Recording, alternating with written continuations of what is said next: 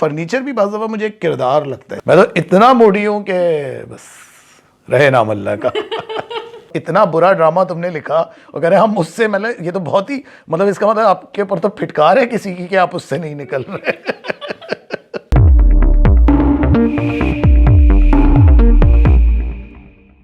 अस्सलाम वालेकुम, मैं हूँ ज़ारा मुस्तफ़ा और आप देख रहे हैं 5W डायरीज़। 5W डायरीज़ में आज हम आपकी मुलाकात जिस शख्सियत से करवाने जा रहे हैं वो एक बहुत ही बाकमाल राइटर हैं और आप उनके बेशुमार किरदारों से वाकिफ़ हैं। जी, मैं बात कर रही हूँ फसी बारी खान की। अस्सलाम वालेकुम।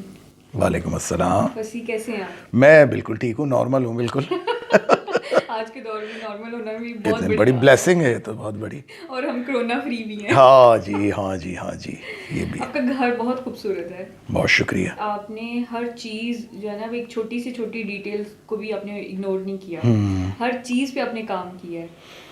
आपकी घर में पेंटिंग्स हैं, पिक्चर्स हैं। उम्मूमन औरतें जो है ना, हाँ, उनके बारे में कहा जाता नहीं है कुछ कि मर्द भी उनकी सुघड़ होते हैं। आराइश जो है ना वो मतलब हाँ यही ना कि ये उनका एरिया होता जी है। जी जी। लेकिन आपने जिस तरह से अपने किरदारों की औरतों को दिखाया है, आपने अपने घर को भी वैसे। मेरे साथ ये होता है, मैं जब भी कोई काम कर रहा होता हूँ मैं कोशिश ये करता हूँ कि अगर तो वो काम अच्छे से मुझसे होता है तो मैं करूँ, वरना मैं हथियार डाल देता हूँ। तो जब घर का था, घर का ये था कि मुझे शुरू से मुझे गाड़ी का या दूसरी चीज़ों का जो लग्जरीज होती है उनका नहीं था। मुझे सिर्फ ये होता था कि एक घर जिधर आपको रहना है तो वो घर इतना कंफर्टेबल हो, इतना अच्छा हो कि जहाँ आपका दिल लगे। तो इसी वजह से मैंने वो किया। और मैंने कोई, अच्छा सुघड़ पने की जो बात है ना, वो तो बिल्कुल मैं इसलिए नहीं मान सकता क्योंकि मैं ज़रा सच भी बोलता हूँ। ये जो जाहिर सी बात है, हाँ ज़रा काफ़ी बोल लेता हूँ। तो ये तो जो हेल्पर है मेरा बच्चा मोहम्मद अली, जो घर में सफाई आपको नज़र आती है वो उसकी वजह से नज़र आती है। मेरा ही होता है, मेरी इंस्ट्रक्शंस होती हैं, ये इधर कर दो, ये इधर कर दो, यूँ यूँ कर दो। घर के लिए जब आप शॉपिंग करते हैं तो क्या चीज़ आपके जहन में होती है? अच्छा, मैं शॉपिंग कोई ऐसे नहीं करता कि ख़ास तौर पे घर के लिए कर रहा हूँ। मेरा तो ये होता है, एक ज़माने में तो ये होता था मैं कहीं जा रहा हूँ, कोई कबाड़िए की दुकान है, कोई चीज़ अच्छी लगी और वो चीज़ बड़ी बुरी हालत में पड़ी हुई है, इसमें मट्टी है वो है, तो उससे जाके खूब बार्गेनिंग कराई कि भाई ये कितने की है। तो वो कहता है, मैं कहता नहीं यार ये तो बिल्कुल ख़राब हो चुकी है, ये हो चुकी है। ये चीज़ मैंने अपने एक ड्रामे में भी रखी। तो फिर मतलब क्योंकि स्टूडेंट लाइफ से मुझे इन चीज़ों का शौक था तो मैं जगह जगह जाके बड़े मज़े मज़े की चीज़ें ले लिया करता था। और अब जाके मुझे एहसास होता है जैसे कि आपने क्या इस यहाँ पे एक नजर आने वाली बहुत चीज़ सी है, चीज़ कौन सी चीजें जो आपने कबाड़िए से ली और आपने अपने घर में वो कब सजा दी? इस कमरे में, हाँ इस कमरे में है कबाड़िए वाली चीज़ें भी है। मैं आपको दिखाता हूँ, ये जैसे ये है, ये मुझे बड़ा खूबसूरत लगता है, क्ले का बना हुआ है। अच्छा। ये मैंने लिया था। फिर ये प्याला मैंने लिया था, बहुत पुरानी बात है। तो मेरे कमरे में जो मेरी अलमारी है छोटी सी, वो बड़ी खूबसूरत है, बर्मा टीक की। मुझे बर्मा टीक के फर्नीचर से इश्क है। वो जो एक लकड़ी होती थी ना जो अब नहीं मिलती, मुझे वो पता नहीं क्यों, जैसे मैं कहता हूँ ना कि हम कहते हैं कि अगर आप शायर हैं तो आपका ज़ौक़ अच्छा है या आपकी शायरी अच्छी है, आप लिखने वाले हैं तो आपकी नसर अच्छी है। तो इस तरह मुझे लगता है कि जब आप चीज़ों से मोहब्बत, हालांकि चीज़ों से मोहब्बत नहीं करनी चाहिए, मैं भी ये कहता हूँ नहीं करनी चाहिए, लेकिन मुझे फर्नीचर से बहुत मोहब्बत है। क्योंकि मुझे कहीं भी मैं जब फर्नीचर देखता हूँ तो पता नहीं क्यों मैं उससे अंदाज़ा लगाने लगता हूँ किसी इंसान के उसका। फर्नीचर डिजाइनिंग के बारे में नहीं आपने कभी सोचा कि इस तरफ भी कोई जो है ना वो आप अपनी जरा जौहर दिखाएं? जी, मेरा बड़ा दिल चाहता है। और वो जैसे फर्नीचर की मैं आपको बात कर रहा था ना, तो पता नहीं मुझे लगता है फर्नीचर भी बाज़ दफ़ा मुझे एक किरदार लगता है। क्योंकि जब मैं घर में देखता हूँ ना किसी के, मतलब जो फर्नीचर होता है, तो मुझे पता चल जाता है। जैसे बाज़ जगह बड़ा गॉडी किस्म का होगा, बाज़ जगह वो जो मतलब बड़े भारी भरकम से होते हैं, बाज़ जगह बड़ा सिंपल सादा सा लेकिन बड़े तरीक़े का होता है। तो उससे आपको लगता है कि जी ये जिस आदमी की पसंद होगी बड़ा कंपोज सा होगा, बड़ा वो होगा। खैर मैं बिल्कुल भी कंपोज नहीं हूँ, इससे मतलब मत समझिएगा। लेकिन हाँ, वो तो हम जानते हैं। हाँ लेकिन हाँ मुझे मुझे पसंद है इस तरह की चीज़ें। मुझे फर्नीचर बहुत ज़्यादा पसंद है। मतलब अगर घर की चीज़ों में, मतलब मुझे जो चीज़ सबसे ज़्यादा, मतलब इस घर में जो मैंने चीज़ें वो की, मुझे लगता है मैंने फर्नीचर बड़े शौक से लिया है, जज्बे से लिया है। अच्छा, आपने जो पेंटिंग्स हैं आपकी, जी जी वो आपके किरदारों मतलब आप बोल्ड लिखने वाले जी राइटर जी में जी से हैं। तो जी। आपके घर में जो पेंटिंग्स हैं आपकी, इनकी कलेक्शन कैसे आप करते हैं, कहाँ से लेते हैं, क्या पेंटिंग भी ऐसी चीज़ है कि जो मतलब आपको अपनी जानिब खींचती है ना। मुझे पता नहीं क्यों जिस तरह मैं लिखता हूँ तो मेरा ये होता है, मुझे बड़ी ऑर्गेनिक सी एक मेरी तहरीर होती है, तो मुझे पेंटिंग्स भी बहुत ऑर्गेनिक टाइप की अच्छी लगती हैं। मुझे पुरानी बहुत अच्छी लगती हैं जो आपकी जो होती हैं। बाज़ दफ़ा मुग़ल आर्ट आपको बहुत अच्छा लग रहा होता है, बाज़ दफ़ा आपको राजस्थानी, जैसे मेरे पास जो हैं वो ज़्यादातर राजस्थानी पेंटिंग्स भी बहुत हैं जिसमें ढोल भी बज रहा है, जहाँ दो लड़कियाँ रक्स भी कर रही हैं, बजाय इसके कि वो जो बड़े नामवर पेंटर्स की होती हैं, उसके बजाय मुझे वो लगता है कि गांव के किसी दूर दराज गांव में कोई बैठ के कोई औरत कुछ हाँ जो और करते हैं लोग, मतलब हाथ से कपड़ों पे लोग कर रहे हैं, मतलब इसकी भी तो अक़साम है ना मुख्तलिफ। तो मुझे लगता है कि जो चीज़ हो वो बहुत ज़्यादा मतलब ज़िंदगी से जुड़ी हुई नज़र आए आपको। जिंदगी क्या है? ज़िंदगी क्या है, गम का दरिया है।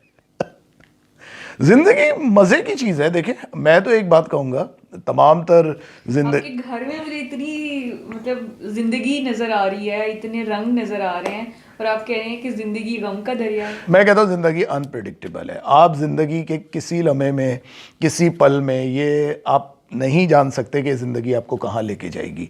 हम कितनी प्लानिंग कर लें, हम कितनी कर लें, आज मैं आपके सामने बैठा हूँ, मैं प्लानिंग कर रहा हूँ, आप मुझे क्या पता कि कल की सुबह मुझे देखनी नसीब होगी या नहीं होगी। तो इसलिए बेहतर होता है जो पल गुजर रहा है उसको पकड़ लें, हाथ में मुट्ठी में पकड़ लें उसको। आप कैसे पकड़ते हैं गुजरते पल? मैं तो देखिए, आपका क्या स्टाइल है? देखिए मैं तो छोटी छोटी चीज़ों में खुश होता हूँ। जैसे एक ज़माने में जब ये इतनी टेक्नोलॉजी नहीं आई थी तो मुझे याद है कि जब मुझे कोई कैसेट ऐसा मिल जाता था जिसको मैं ढूंढ रहा होता था, मुझे कहीं से नहीं मिल रहा होता था। जैसे मुझे याद है एक दफ़ा मुझे एक फ़िल्म आई थी गुलजार की, मीरा, उसके गाने थे, मुझे इतना शौक था मुझे कहीं से उसके गाने मिल जाए। वो गाने क्या भजन थे जो दानी जयराम ने गाए थे। मैंने इतनी कोशिश की मुझे मिल जाए। फिर इत्तेफाक ये देखिए, मैंने इधर कराची में बड़े उनसे पूछा म्यूज़िक शॉप से, फिर इत्तेफाक से मेरा एक दोस्त था वो इंडिया गया था, तो वो जब उसने मुझे एक HMV का कैसेट ला के दिया मीरा का, तो मुझे लगा कि बस इससे खुशी की बात तो कोई हो ही नहीं सकती। तो मुझे अभी भी होता है, जैसे मैं अपने मर्ज़ी की कोई चीज़ देख लूँ, कभी कोई चीज़ पढ़ लूँ, कहीं चला जाऊं, किसी अच्छे इंसान से मिल लूं, तो मुझे खुशी होती है। खुशी का कोई ना इतना कोई मुश्किल फार्मूला नहीं है। खुशी मैं कहता हूँ बड़ी आसानी आपके इर्द गिर्द ही मौजूद है, बस देखने वाली आंख होनी चाहिए। कि जो मूवी कलेक्शन, जी इसके जो पोस्टर्स हैं, ये कलेक्शन आपने इतनी पुरानी मूवीज, तो ये आपको कहाँ से मिल गए ये पोस्टर? मैं एक ज़माने में फिल्म जर्नलिस्ट होता था, मैंने एक मैगजीन भी निकाला था फिल्म सिटी के नाम से, तो मुझे हमेशा से ब्लैक एंड वाइट फिल्में खींचनी थी अपनी तरफ। पता नहीं क्या बात है, कलर का दौर आया, कलर फिल्में भी बनी, लेकिन जो एक ब्लैक एंड वाइट है ना, पता नहीं एक अजीब, उसको देख के आपको एक नॉस्टैल्जिक सी फीलिंग्स होती हैं, तो मुझे बड़े ही अट्रैक्ट। और पता नहीं क्यों मुझे ऐसा लगता है जो फोटोग्राफी ब्लैक एंड वाइट में होती थी ना, जो लाइट्स एंड शेड्स का जो काम होता था और जो एक आर्टिस्टिकली जो आपको एक जो सेटिस्फैक्शन मिलती थी ना, वो मुझे लगता है वो ब्लैक एंड वाइट से मिलती थी। अभी भी आप देखें ब्लैक एंड वाइट, अभी भी देखें लोग जब करते हैं, आप फोटोग्राफी देखें, मतलब कितनी खूबसूरत लगती है ब्लैक एंड वाइट। मुझे लगता है ब्लैक और वाइट का जो कॉम्बिनेशन है ना, वो बहुत वसी उसमें आपको लेके जाता है, सोच में भी, और आप मतलब उसके साथ बहते हुए चले जाते हैं उसमें ना। आर्ट और लिटरेचर को क्या अलग किया जा सकता है? नहीं, बिल्कुल भी नहीं किया जा सकता। फाइन आर्ट्स की ब्रांचेस हैं जितनी भी हैं, सब हैं इसमें, चाहे पेंटिंग हो, शायरी हो, रक्स हो, म्यूजिक हो, जो भी हो, मतलब ये सब जुड़े हुए हैं एक दूसरे से, मतलब वो जो कहते हैं ना बहन भाई हैं। आपने, अब मैंने एक इंटरव्यू में देखा, आपने बताया कि आपने जो लिटरेचर का आप में शौक और ज़ौक़ पैदा हुआ है आपकी मदर की। जी, मेरी अम्मी को, मेरी अम्मी। तो सबसे पहली चीज़ मतलब क्या चीज़ आपको इंस्पायर करती थी? मुझे देखें जो मैंने जो लिटरेचर, मतलब उस एज में आपने पढ़ना शुरू किया और बड़ा मुश्किल आप लिटरेचर पढ़ते थे कि शायद अभी भी लोगों को, अब तो खैर लोगों का रुझान भी नहीं है उस तरह का, तो कैसे आप लिटरेचर की तरफ देखिए जो मेरी, आपको कैसे लगा कि आपको मतलब आपको पढ़ना है और फिर ऐसे राइटर्स को पढ़ना है कि जब समझ भी नहीं आ रही थी? देखिए जब जो उम्र थी ना मेरी, उसमें जाहिर सी बात है मेरे अंदर, मैं इनडिसाइसिव था ना, मैं समझ सकता था ना वो कुछ कर सकता था, लेकिन हाँ ये होता था कि जो चीज़ें मैं पढ़ रहा था मुझे पढ़ने में मज़ा आता था। वो मुश्किल भी होती थी, जाहिर सी बात है कि राजेंद्र सिंह बेदी को अगर मैं पढ़ रहा हूँ या दूसरे राइटर्स को पढ़ रहा हूँ, लेकिन क्या होता, गुलाम अब्बास को पढ़ रहा हूँ, लेकिन क्या होता था कि वो चीज़ें अच्छी लगती थी। अब जैसे अगर मैं छोटा भी था तो मुझे फैंसी हेयर कटिंग सैलून जैसे गुलाम अब्बास की है, वो मुझे उस वक्त भी समझ में आती थी, लेकिन हाँ मुझे आनंदी समझ में नहीं आती थी। आनंदी जैसे वो जब मैं बड़ा हुआ तो मुझे समझ में आई कि आनंदी ही है। ओवरकोट मुझे समझ में आ जाती थी, लेकिन उसी के मुकाबले में कनरस मुझे नहीं आती थी समझ में। तो वो जाहिर सी बात है, जब आप इतने 11-12 साल के हों तो जाहिर सी बात है कि आपकी सोच भी महदूद होती है। तो लेकिन हाँ, ये था कि वो मुझे पढ़ना अच्छा लगता था, वो जो लिटरेचर था वो पढ़ना अच्छा लगता था। फिर उस ज़माने में मुझे याद है कि बहुत ज़्यादा रशियन लिटरेचर भी आता था उर्दू में ट्रांसलेट होके, तो वो बड़े, और वो उनकी प्रिंटिंग भी बड़े मज़े की होती थी। और वो कलर्स शुरू से आपको अट्रैक्ट करते हैं? हाँ, अच्छा, वो तो ब्लैक एंड वाइट में होती थी ज़्यादा, वो कलर वाली नहीं होती थी। लेकिन उसमें जैसे गोरकी की माँ मैंने पढ़ी, तो वो इतनी कोई मतलब जैसे कहना चाहिए बड़ी तहरीर, इतनी खूबसूरत तहरीर, इतनी असर अंगेज़ तहरीर। तो वो चीज़ें धीरे धीरे वो चीज़ें आपके अंदर जमा होने लगती हैं, फिर आपको उन किरदारों से मोहब्बत हो जाती है। तो फिर जब आप अपने गिरदोपेश में देखते हैं, अपने आसपास देखते हैं आप, तो आपको नज़र आ जाते हैं कि वही किरदार किसी ना किसी शक्ल में मौजूद हैं। यानी देखिए ना कि एक जो बड़ा लिखने वाला है उसकी तहरीर वाकई इतनी सच्ची होती है कि आप उससे रिलेट कर रहे होते हैं। आपकी मदर आपको करती थी गाइड कि अच्छा ये नहीं, ये पढ़ना ज्यादा बेहतर है तुम्हारी नहीं। एज के मुताबिक, या तुम नहीं नहीं नहीं ये नहीं ऐसे नहीं करो? नहीं नहीं नहीं, तो इस तरह की गाइडलाइन नहीं होती थी? नहीं, गाइडलाइन उन्होंने कभी भी नहीं वो की, और ना कभी मना किया मुझे पढ़ने से। अच्छा, अपने बहन भाई में सिर्फ आप ही इस तरह मुख्तलिफ सोचने वाले थे या बाकियों नहीं, में मेरी जो भी बड़ी बहन आपका थी, कोई influence अच्छा, था? मेरी जो बड़ी बहन थी, वो जो था उनका म्यूज़िक का बहुत अच्छा, मतलब जब मुझे म्यूज़िक का शौक़ हुआ वो उन्हीं की वजह से हुआ। उनकी बड़ी अच्छी पसंद थी म्यूज़िक में। म्यूज़िक का मेरी अम्मी का भी बहुत अच्छा वो टेस्ट था, अम्मी का बहुत अच्छा था, मेरी बड़ी बहन का बहुत अच्छा था। मेरी बड़ी बहन बहुत अच्छी तस्वीरें बनाती थी, वो पेंटिंग करती थी बड़ी अच्छी। तो लेकिन ये कि मुझे, हाँ, अम्मी और मेरी जो बड़ी बहन थी, उनको बहुत ज़्यादा उनसे म्यूज़िक का, शायरी का, उनको शायरी का बहुत होता। अच्छे शायरों को पढ़ती थी, मुनीर नियाज़ी को, फैज़ को, नून मीम राशिद को। तो अच्छी शायरी और अच्छे म्यूज़िक का बहन से मुझे हुआ। कभी उस एज में कभी इन लोगों से मिलने की आपको ख्वाहिश होती थी कि कोई ऐसा मौका हो कि ये बड़े और वो टाइम था जब ये क्लासिक राइटर्स हमारे जी, दरमियान मौजूद थे? मुझे इस्मत चुगताई से मिलने का बहुत ज़्यादा होता, उनकी तहरीरें, मैं उनका पहली बड़ा, तहरीर भी तो आपने वही पढ़ी थी। हाँ, मुझे मुझे मुझे उनका, और मुझे उनका अभी भी उनका अंदाज़, जो उनकी नस्र है, वो इतनी कोई मज़े की उनकी ज़बान है, वो जितनी बेसाख्ता, जितनी आसान और जितनी मज़े की उनकी वो है ना, मतलब जो उनकी नस्र है, मुझे इस्मत चुगताई की बड़ी पसंद थी। तो मेरा बड़ा दिल चाहता था इस्मत चुगताई से मिलने का। अच्छा, फैज़ साहब से जिस ज़माने में हम स्कूल में थे, तो एक किसी के तरह हमारी मुलाकात उनसे हुई। बहुत ज़ाहिर सी बात है, उस वक्त क्या उनसे बात करते, यही कहते कि जी, उन्होंने पूछा कौन सी पसंद है, तो कहा कि जी हम के ठहरे अजनबी। इतनी मुलाकातों के बाद पहली तहरीर कब लिखी, किस एज में लिखी? पहली तहरीर मैंने लिखी थी 12 साल की उम्र में, और उसका नाम था कव्वे का राग। वो एक शॉर्ट स्टोरी थी। एक लड़की थी जो एक पुराना सा 12 रेलवे, साल की उम्र में हाँ, इतनी मुश्किल तहरीर? नहीं, मुश्किल तो नहीं थी, मुश्किल तो नहीं थी वो तो, लेकिन हाँ, वो जाहिर सी बात है, वो जो कव्वे का राग। वो उस वक्त जो चीज़ें पढ़ रहा था, जाहिर सी बात है, जो जो चीज़ें आप पढ़ रहे हो, उसका बराह रास्त आप पे असर होता है। तो वो कहानी थी, वो एक लड़की थी जो सुनसान से स्टेशन पे किसी का इंतज़ार कर रही है, और जब उसे लगता है कि वो आने वाला है जिससे उसे मिलने जाना है, वो पलट जाती है वहाँ से। तो एक अजीब सी कैफियत थी कि जिसमें एक कव्वे का राग है, उसको सिंबॉलिकली यूज़ किया था कि भाई इंसान की जो ख्वाहिशात होती है ना, मतलब वो जब उसकी दस्तरस में आने लगती है ना, तो कभी कभार इंसान का दिल चाहता है उससे भाग जाए। क्योंकि मुझे लगता है, जैसे मेरे किरदार होते हैं ना, मुझे हमेशा, मैं अपने ड्रामों के किरदारों में भी ये रखता हूँ कि मुझे लगता है कि वो कोई एक लम्हे में कोई ऐसी बात कर सकते हैं, कोई बिल्कुल वो पलट सकते हैं, अपने कहे हुए से पलट सकते हैं, अपने किए हुए से पलट सकते हैं। तो मुझे लगता है कि इंसान की फितरत ये इंसान की फितरत है। तो समझें कि ये उस वक्त भी मेरे अंदर शऊर था इस बात का। कुछ लिखा है तो अम्मा को दिखा दें कि उनको ये मैंने कुछ लिखा है, या किसी कोई ऐसा टीचर था उस जमाने नहीं, में मैं अपनी जो बड़ी आपकी बहन को correction दिखाता करता था। मतलब आप कैसे एक मैसेज सोच लेते थे कि इसको सिंबॉलिकली मैंने किसी चीज को इस तरह से यूज करना है, इसके पीछे मेरा मेरा ये थॉट है, कैसे वो करते थे? नहीं, देखिए, मेरी जो बड़ी बहन थी, मैं उनको दिखाता था, और वो बहुत, और वो कहती थी क्या बकवास लिखा है, क्या लिखा हुआ है ये, मतलब ये बड़े लिखारियों की हाँ, निशानी है। हाँ, उनको नहीं, मिलता है नहीं, नहीं, और हाँ, मतलब ये कि मेरी बहन ने, और मैं कहता हूँ अच्छा ही हुआ कि वो, जाहिर सी बात है, और हमारे घर का माहौल भी ऐसा था, वो वाला नहीं था लिहाज मुरव्वत वाला जो होता था मुंह पे कह देना। तो बहन ने, मतलब वो, क्योंकि मेरी बहन खुद कभी कभार शायरी करती थी, वो अच्छी करती थी, तो जाहिर सी बात मैं उनसे थोड़ा मरूब भी था।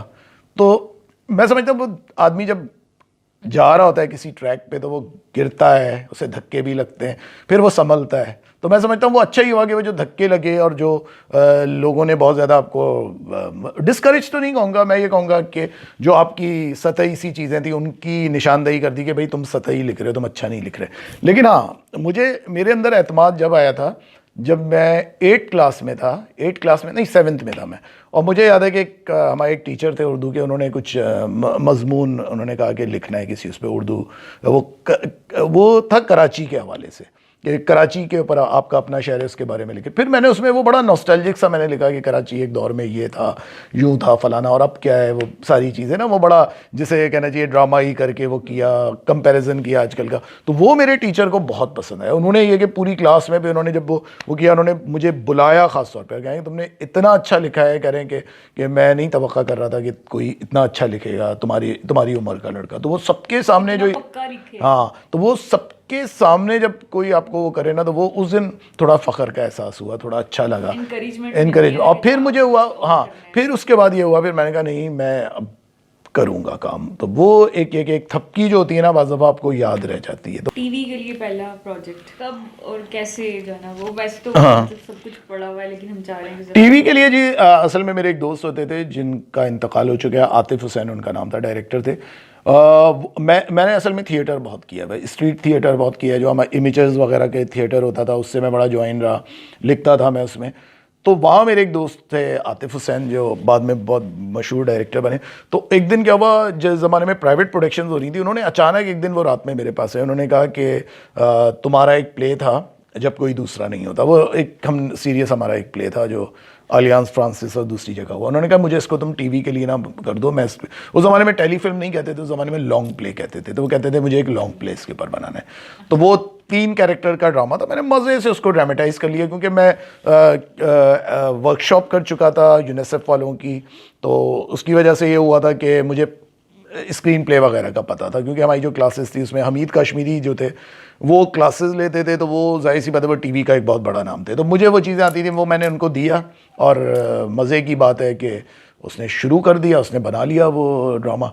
अब जब वो ड्रामा बन रहा था तो उसमें यासिर नवाज़ काम कर रहा था, यासिर नवाज़ जो एक्टर है। तो यासिर और मेरी उससे पहले कोई जान पहचान नहीं थी। तो यासिर ने स्क्रिप्ट पढ़ा, उसको अच्छा लगा, तो उसने नंबर लिया। फिर उसने मुझसे कहा कि मैं डेब्यू करना चाहता हूँ एक डायरेक्टर की हैसियत से, तो मुझे तुम कोई लॉन्ग प्ले लिख के दो। तो फिर यासिर और मैंने एक लॉन्ग प्ले किया था, उसका नाम था जादू। उसमें हुमायूं सईद थे, तज़ीन हुसैन थी जो तलत हुसैन की बेटी हैं। तो अच्छा, वो जब कोई दूसरा नहीं होता जो मेरा पहला ड्रामा था, वो सेंसर में फंस गया कुछ उसका, क्योंकि वो बहुत बोल्ड था अपने लिहाज से, वक्त के लिहाज से। तो फिर क्या हुआ कि ये वाला जो ड्रामा था जादू, ये मेरा पहला जो ऑन एयर जाने वाला मेरा ड्रामा है ना, वो जादू है। और उसका इतना अच्छा फीडबैक मिला कि वो एक ड्रामा देख के, सुल्ताना सिद्दीकी ने वो ड्रामा देखा, उन्होंने इतनी तारीफ़ की, मुझे अभी भी याद है। उन्होंने फ़ोन किया, किसी यासिर से नंबर लिया, उन्होंने इतनी मेरी तारीफ़ की। फिर उनका एक इंटरव्यू था जो उन्होंने डॉन में दिया था, और उन्होंने उसमें बड़ा तफसीली उन्होंने, मतलब मुझे इतनी खुशी हुई कि मेरा पहला ड्रामा था और उस पर इतना बड़ा नाम सुल्ताना सिद्दीकी, उन्होंने बहुत वो किया। तो फिर चल सौ चल वाली बात हो गई, क्योंकि जादू में तज़ीन ने काम किया था, तज़ीन हुसैन ने, मैंने आपको बताया तलत हुसैन की बेटी थी, उन्होंने मुझे तलत हुसैन से मिलवाया। तलत हुसैन भी उस ज़माने में ये था कि लॉन्ग प्लेस कर रहे थे, तो उनके लिए मैंने 2 लॉन्ग प्लेस लिखे। फिर मैरीन जब्बार ने मुझे बुलाया। तो शुक्र है कि मुझे बड़े अच्छे लोगों ने बड़ी जल्दी अप्रोच कर लिया। तो बस फिर इस तरह बस। लेकिन फिर भी आपको अभी कोई लगता है कि कुछ ऐसी प्लेस भी जैसे आप बता रहे थे जो सेंसर की नज़र हो गए, तो कभी ऐसे लगा कि आपने शायद टाइम से पहले कुछ चीज़ें कर दी, अब वो फलां अगर प्ले में अब करता तो अब उसका शायद रिस्पॉन्स ज़्यादा अच्छा आता, क्योंकि अब लोग ज़रा उतना जहन उनके खुल गए हैं, अब उनका एक्सपोजर ज़रा बढ़ गया है, तो जिसकी वजह से शायद अब एक्सेप्टेंस मेरी उस बात की हो सकती थी, मेरे उस सब्जेक्ट की हो सकती थी। ऐसा कभी होता है? देखिए मैं एक बात बताऊँ, मैं जब ड्रामे लिखता था ना, जो मेरे ड्रामे, जो मेरी टेलीफिल्म्स हैं, वो सब यही कहते हैं कि वो बिल्कुल ऐसा, उसका स्टफ, उसका मटेरियल वो है जो वेब का है इस वक्त।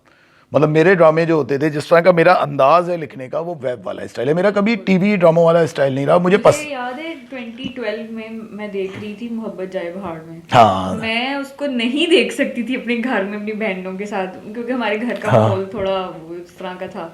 तो मुझे नहीं समझ आती थी कि मैं कैसे देख, लेकिन मुझे पता था कि ये मतलब देखिए एग्जिस्ट करती है। और दूसरे आप देखें कि टीवी पे हमें भी पता था टीवी का खास सेंसर है, तो उसमें जाहिर सी बात है वो चला, मोहब्बत जाए भाड़ में चला। और अगर आप वो देखें, वो ड्रामे मोहब्बत जाए भाड़ में देखें, बहकावा देखें, वो बेसिकली ये जो वेब पे आपकी चीज़ें अब आ रही हैं ना, हमने तो उस दौर में मज़हर मोइन जो मेरे दोस्त थे डायरेक्टर, हमारी एक टीम बनी थी मज़हर मोइन और मेरी, तो हम लोगों ने तो जो काम किया वो ऐसा काम है कि जो आज वेब पे हो रहा है जिस तरह का, मतलब मुझे कोई वेब का काम देख के ठीक है, अच्छा काम हो रहा है, बहुत हो रहा है, लेकिन क्योंकि मुझे इसलिए इतना वो नहीं है, जैसे बाज़ टीवी के राइटर्स हैं वो कहते हैं कि जी हमें लिखने नहीं दिया जाता, हमें वो नहीं करने दिया जाता, तो मैं इस लिहाज से मैं कहता हूँ मेरा पेट भर गया है कि मैंने अपनी मर्ज़ी का बहुत काम किया, जो लिखना चाहता था, जिस टॉपिक पे लिखना चाहता था वो किया।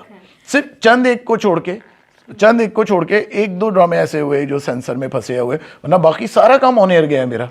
लेकिन आप जितना बोल्ड जी। सोचते हैं, लिखते हैं, अब जैसे मोहब्बत जाए भाड़ में जी। ले लें, इस तरह के जो अपने जी। सब्जेक्ट को मतलब उस टाइम पे जी। अगर किया है, तो मतलब कैसे सोचते हैं, कहाँ से अपने किरदार कैसे जोड़ते हैं? क्योंकि कभी ऐसे होता होगा ना कि किसी में कोई किरदार नज़र आता होगा कि ये इस पे कहानी बन सकती है, इस पे, तो कभी ऐसा होगा कि कहीं आपको कोई किरदार कहीं था, कोई कहीं था, किसी को जोड़ के एक आपने ड्रामा बनाया? देखिए बात यह कि ज़िंदगी से हम जो हासिल करते हैं ना, ज़िंदगी को लौटाते क्योंकि हैं। जैसे आपने कहा कि आपके किरदार, आपकी कहानी ऑर्गेनिक होती है। ऑर्गेनिक होती है जी। मैं नहीं सोचता, मैं कभी भी, जब भी मुझसे कभी चैनल वाले कभी वन लाइनर नहीं मांगते, वरना हमेशा ये होता है कि कोई चीज़ अगर ड्रामा होता है उसका वन लाइनर आपको पूरा देना पड़ता है, मैं कभी भी नहीं देता, और उनको पता भी है चैनल वालों को। तो कभी भी, जैसे अभी भी मैं हम टीवी का एक कर रहा हूँ बहुत बुरी बात सीरियल, तो उसमें मैंने नहीं उनको वन लाइनर दिया, लेकिन एक जो राइटर है जब वो अपने किरदार जोड़ता है, अपने किरदार, पहले तो किरदार तख्लीक करता है, फिर उसके बाद वो किरदारों को आपस में मिलाता है कि अच्छा किसका किसके साथ कैसे कनेक्शन बनेगा। तो एक राइटर एक है, लेकिन उसके इर्द गिर्द ये सारे उसके किरदार हैं, और वो सिर्फ वो अपनी इंडिविजुअलिटी के हिसाब से नहीं सोच रहा, उसने जो नेगेटिव किरदार रखा है उसने उसके हिसाब से भी सोचना है, उसने उसके भी पीक पे जाके सोचना है, उसके भी लोएस्ट पॉइंट्स उसने सोचने हैं। तो वो एक इंसान कैसे मैनेज करता है ये अगर आप काम नहीं कर रहे, मतलब आप लिख नहीं रहे, आप सोच रहे हैं, तो आप कंफ्यूज होते हैं कि क्या होगा, ऐसे कैसे होगा। जब आप करने लगते हैं ना, मुझे लगता है कि आप एक दफ़ा कागज़ का मैदान है ना, उसमें आप उतर गए, फिर तो आप आगे बढ़ जाते हैं, मतलब उसमें कोई वो नहीं होता। एक मैं समझता हूँ एक मज़ेदार तजुर्बा होता है। खैर मैं नहीं कहता दूसरे जैसे राइटर्स कहते हैं कि ये हो गया, हम महीनों तक उससे नहीं निकले, ठीक है, आप कोई काम कर रहे होते हैं, आप उसमें इन्वॉल्व हो रहे होते हैं, सब कुछ हो रहे होते हैं। जैसे अब मेरे साथ ये होता है कि जैसे मैं एक सीरियल कर लूँ, मैं फौरी तौर पर दूसरा सीरियल नहीं कर सकता, क्योंकि जब आप ऑर्गेनिक तरीके से लिख रहे होते हैं, जब आप ओरिजिनल लिख रहे होते हैं ना, तो आपका दिमाग बिल्कुल खाली हो चुका होता है, फिर उसमें वही किरदार होता है। जैसे अब मैंने घिसी-पिटी मोहब्बत किया, तो वो किरदार है ना, वो फिर आप जब दूसरे लिख रहे होते हैं, आपको लगता है कहीं ये इस किरदार में उस किरदार का अक्स तो नहीं आ रहा, तो उसके लिए बेहतर होता है कि आप ब्रेक ले लें, उसमें आप ये छोड़ दें ये सोचना कि आपको क्या करना है क्या नहीं करना। आप अपनी ज़िंदगी में और भी मशागिल है ना, उनमें आप वो हो जाएं, म्यूज़िक सुने, जो भी करें, मिलें लोगों से, और फिर उसके बाद आप करें जब आपको लगे कि। आप क्या करते हैं किरदारों से पीछा छुड़ाने के लिए? कभी किसी किरदार ने पीछा किया? नहीं, मेरा तो नहीं किया। मुझे देखिए, जब मैं लिख रहा होता ना, मतलब जाहिर सी बात है वो किरदार अपनी सारी अच्छाइयों बुराइयों के साथ आपके साथ चल रहे होते हैं, कर लेते हैं, फिर उसके बाद ये जज्बाती बातें होती हैं, फिल्मी बातें होती हैं कि जी ये हो गया और हम रो पड़े, हम ये, ठीक है, आप मतलब एक आपके दिल में आता है जब आप कर रहे होते हैं काम, आप कोई जाहिर सी बात आप बह रहे होते हैं ना, मैं कहता हूँ एक फ्लो है, लिखना जो एक फ्लो है, मतलब आप उसके साथ बह रहे होते हैं। लेकिन मुझे लगता है बाज़ दफ़ा राइटर्स बहुत एग्जैजरेट भी करते हैं चीज़ों को, जो मुझे लगता है कि एग्जैजरेट कर रहे होते हैं चीज़ों को। ये नहीं होता, मतलब इतने बुरे बुरे लिखने वाले वो कह रहे होते हैं हम तो उससे नहीं, मतलब इतना बुरा ड्रामा तुमने लिखा और कह रहे हैं हम उससे, मतलब ये तो बहुत ही, मतलब इसका मतलब आपके ऊपर तो फिटकार है किसी की कि आप उससे नहीं निकल रहे। आपने औरत को जिस तरह से एक इज्जत दी है अपने किरदारों में, वो शायद और मुझे लगता है ये आपकी कॉन्शियस एफर्ट है आपके प्लेज में, आपकी जो औरतों के किरदार हैं, मुझे लगता है आपने बहुत रिस्पेक्टफुली जो है ना उनको लेके आप चलते हैं। असल में देखिए मुझे क्या लगता है, मुझे लगता है तो आप इंडिविजुअली, आपके ख्याल में जो है ना, वो आपके नज़दीक औरत क्या है? आप औरत को क्या समझते हैं? भाई देखिए, औरत को मैं इंसान समझता हूँ, जैसे एक मर्द इंसान है, इस तरह औरत मुझे, अच्छा मैं कभी इस चीज़ में नहीं पड़ता ना, मैं कहता हूँ कि मुझे तो बहुत बराबर लगते हैं, बराबर इसलिए लगते हैं दोनों कि भाई कुछ चीज़ों में अगर औरत वो कर रही है तो कुछ चीज़ों में मर्द जो है वो कर रहा है, कुछ चीज़ों में औरत का पलड़ा भारी है, मर्द उसकी बराबरी नहीं कर सकता। और मतलब औरत, सबसे बड़ी बात है कि एक औरत जो जन्म देती है औलाद को, जो तकलीफ दे वो है जो मतलब उस तकलीफ़ के आगे सारी दुनिया की चीज़ें, मतलब तकलीफ़ और अजियतें हेच हैं। एक औरत अगर वो काम कर रही है, सोचे वो कितनी हिम्मत वाली औरत है कि वो उस अमल से गुजरती है। आपके ड्रामों के नाम भी बड़े इंटरेस्टिंग लगते हैं। अच्छा जी। मंस रोड की नीलोफर, फिर कुद्दूसी साहब की बेवा, फिर उसके बाद तारे अनकबूत है। तारे अनकबूत है। नहीं, आपकी वो जो कैरेक्टर है, अच्छा, बंस रोड की नीलोफर, सिरेघाट की फरजाना। बिल्कुल। और ये कैरेक्टर मतलब आपके ना एक जो ड्रामे का टाइटल है ना वो बता देता है कि ये फंसी का ड्रामा है। और मुझे जैसे अभी मैं नया लिख रहा हूँ, उसका नाम है बहुत बुरी बात। बहुत तो बुरी बात। मुझे मुझे मजे का, अच्छा मुझे पता नहीं क्यों नाम से ना थोड़ी सी तहरीक होती है लिखने की। जैसे नाम आता है, अच्छा, नाम पहले सोचते हैं आप? कभी हो जाता है, बाज़ दफ़ा नहीं आता। जैसे ये घिसी पिटी मोहब्बत का अचानक मेरे जहन में आया था, घिसी पिटी मोहब्बत। इसका पहले नाम था मेरी चार शादियाँ। मेरी चार शादी। वो अच्छा, वो असल में उसमें भी देखे चैनल, डायरेक्ट था वो हाँ नहीं, अब वो लोगों ने क्या कहा, वो जो चैनल वाले उनको भी वो था कि भाई एक औरत की चार शादियाँ ना बड़ी, मतलब जाहिर सी बात है, मतलब है तो कुछ भी नहीं, मतलब चार शादी के मर्द कर सकता है, औरत भी कर सकती है। तो लेकिन फिर उसका नाम चेंज करने लगे, फिर समझ में नहीं आ रहा था कुछ। फिर मैंने एक नाम इनको दिया जो इन्होंने अप्रूव कर लिया था, उसका नाम था लड़कियों वाला घर। फिर लेकिन मुझे वो नाम भी, मुझे एक होता है ना आप रख दें, मतलब नहीं समझ में आया था। फिर अचानक मेरे जहन में ये नाम आया था, घिसी पिटी मोहब्बत। तो मुझे फिर ये लगा कि ये नाम जाता है इसके ऊपर, क्योंकि वो जो बात ही मोहब्बत की हो रही है, और मोहब्बत है तो सारी घिसी पिटी हो चुकी है। अच्छा, घिसी पिटी मोहब्बत, मोहब्बत जाए भाड़ में, क्या दुश्मनी क्या है? नहीं नहीं, दुश्मनी कुछ नहीं है। ये मेरे किरदार, देखिए मैं कह रहा हूँ ना, ये किरदारों की कहानी है। किरदारों को क्या मसले दरपेश हैं, तो मेरे ख्याल से नाम जो होता है ना, वो किरदारों की अक्कासी करता है। अपने किरदारों की इंस्पिरेशन कहाँ से लेते हैं? आसपास से, इधर उधर से। अब आप बैठी हैं, आप भी एक किरदार हैं, है ना। कल को हो सकता है किसी के बारे में लिखूं, मतलब इसी तरह के लड़के बच्चे बैठे हुए, ये किरदार हैं। अच्छा, मुझे तो मज़ा आता है। देखिए मैं एक बात बताऊं, मुझे बड़ा अच्छा मेरा वक्त गुजरता है जब मैं किसी ऐसी जगह पे बैठा हूँ जहाँ खामोशी से मैं बैठा हूँ, किसी पार्क में बैठा हूँ, लोग आ रहे हैं, लोग जा रहे हैं, या कहीं भी। जैसे बाज़ दफ़ा होता है कि आपके पास कोई अचानक आ गया, किसी से आपकी मुलाकात हो गई, और फिर आप उस किरदार की गिरह खुद खोल रहे थे, आप खुद उसके बारे में तज्जिया कर रहे होते, एक तज्जिया आप वो कर रहे होते। तो ये सारी चीज़ें मुझे लगता है कि आपको अपने जो आसपास के लोग होते हैं उसमें ये होता है कि आपको लोगों से कटना नहीं चाहिए, लोगों के साथ होना चाहिए, आपको पता होना चाहिए लोग। लिखने के लिए आपको तन्हाई चाहिए क्या? कैसे लिखते हैं? कैसा माहौल होता है आपके इर्द गिर्द? वो कहते हैं कि बहुत ही बाल बिखरे होते हैं, शुक्र। और कोई जो है ना वो अजीबो गरीब सा माहौल होता है, कागज फाड़ फाड़ के फेंक रहे होते हैं, क्या कैसा माहौल होता है? मज़े की बात है कि मेरा लिखने का दिल ही नहीं चाहता। ज़्यादातर तो ये होता है कि जब आपके सर पे एक डंडा होता है ना कि आपको करना है, और बस ये, क्योंकि अब मसले मसाइल हो रहे हैं, चैनल वाले भी तंग कर रहे हैं, आपके अकाउंट में भी पैसे नहीं है, तो फिर आपको कायली आपकी होती है, फिर आप लिखना शुरू हो जाते हैं। तो मेरे साथ तो नहीं होता। बाज़ दफ़ा मतलब हर तरह के आराम आसाइश होते हैं, और बिल्कुल एक लफ्ज़ नहीं लिखा जाता। कभी ऐसे ही बैठे बैठे लिख लेता हूँ।